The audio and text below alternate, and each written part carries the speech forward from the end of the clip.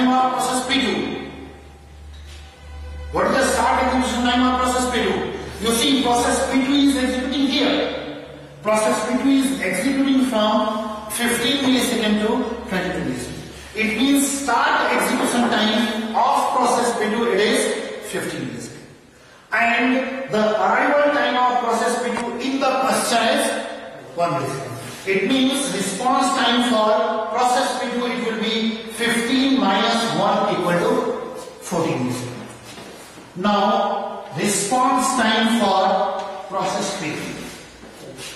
For finding the start execution time of process P3, we will have to see the Gantt chart.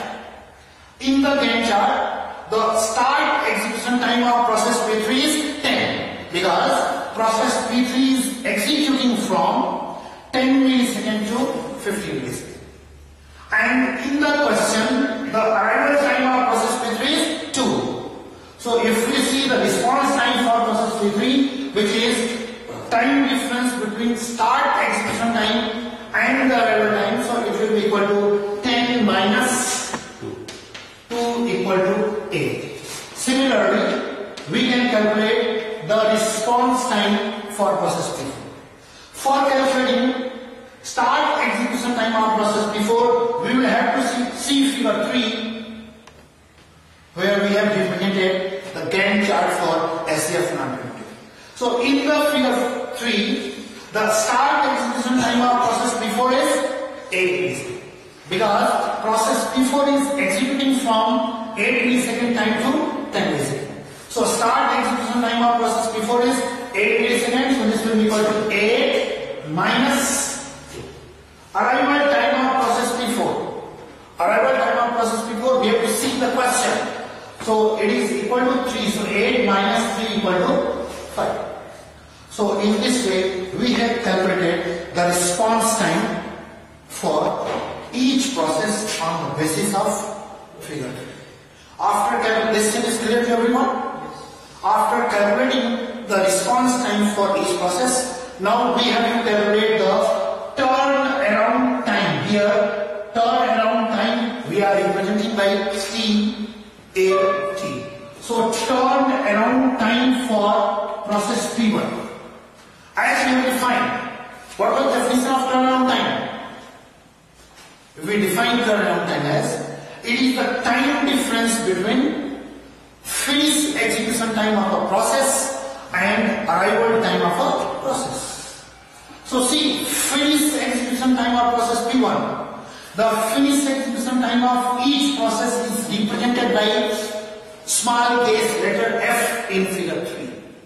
So finished execution time of process P1 is 8 milliseconds. And arrival time of process P1, it is given in the question, it is equal to 0. It means turnaround time for process P1, it will be equal to 8 minus 0 equal to 8. Now turnaround time for process P2. We have to apply the same formula. To find the finished execution time of process P2, we have to use figure 3. So finished execution time of process P2 is 22 minus arrival time of process P2 is equal to 1. So 22 minus 1 equal to 21. Now turnaround time for process P3. So finished execution time of process P3 in figure 3, it is equal to 15. See, for process P3, start execution time is 10, but finished execution time is 15. So finished execution time is 15. So 15 minus arrival time of process P3. So 15 minus 2 equal to 30. Now turnaround time for process P4. So finished execution time of process P4 in figure 3, it is 10 minutes. Minus arrival time of process P4 in the question it is given. It is how much? It is arrival time is 3 minutes. So this will be equal to finished execution time is 10 minus arrival time is 3. So 10 minus 3 equal to 7 minutes. So if we find the average of 8 plus 21 plus 13 plus 7, and if you divide it by 4, then whatever will be the answer, that will be representing the turnaround time for each process. Now finally, we have to calculate the waiting time for each process. I think this much space is enough to calculate waiting time, or I should use a separate sheet. Your suggestion.